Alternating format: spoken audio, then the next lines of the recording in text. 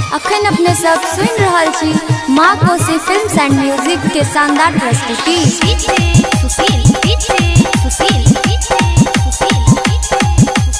Music director DJ चंचल राज। रोक ले अपना बहिन के अब छहट कपड़ा पहन के, रोक ले अपना बहिन के अब छहट कपड़ा पहन के, कल छौरी हमारो कहल गे गोई गोई गोई गोई लाइन मारे छौडी जे चंचल के।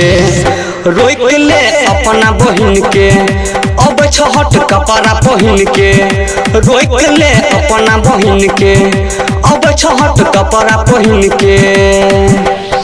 अखन अपने सब सुन रहा छी माँ कोसी फिल्म्स एंड म्यूजिक के शानदार प्रस्तुति।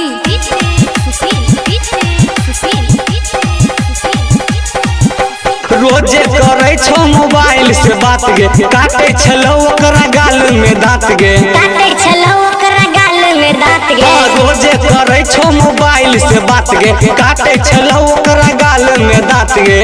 बहिन छो कौन नस्ल के गए गए गए लाइन मारे छो डीजे सुमित के। रोक ले अपना बहिन के अब छहट कपड़ा पहन के, रोक ले अपना बहिन के अब छहट कपड़ा पहन के।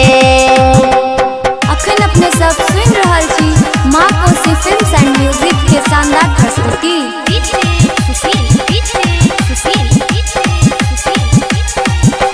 ललको फसाई सामान देखा के, रखने छो काटा ने छौरा पटा के, रखने छो काटा ने छौरा पटा के। ललको फसाई सामान देखा के, रखने छो काटा ने छौरा पटा के। छोट की बहिन छौ तोहर फेरल गे गई गई गई लाइन मारे छौ डीजे 37 के।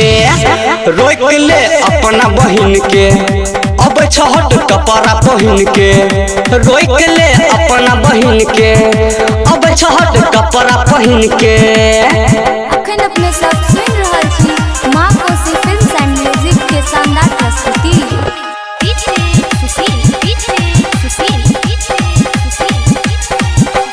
संजय पवन से राख बचा के, तोड़ दे तो टंगरी नीतीश गे जाके, तोड़ दे तो टंगरी नीतीश गे जाके। संजय पवन से राख बचा के, तोड़ दे तो टंगरी नीतीश गे जाके। कह देबो वीडियो हम वायरल गे गोई गोई गोई गोई लाइन मारे छौ डीजे सुशील के। रोक ले अपना बहिन के अब छहट कपड़ा पहन के, रोक ले अपना बहिन के।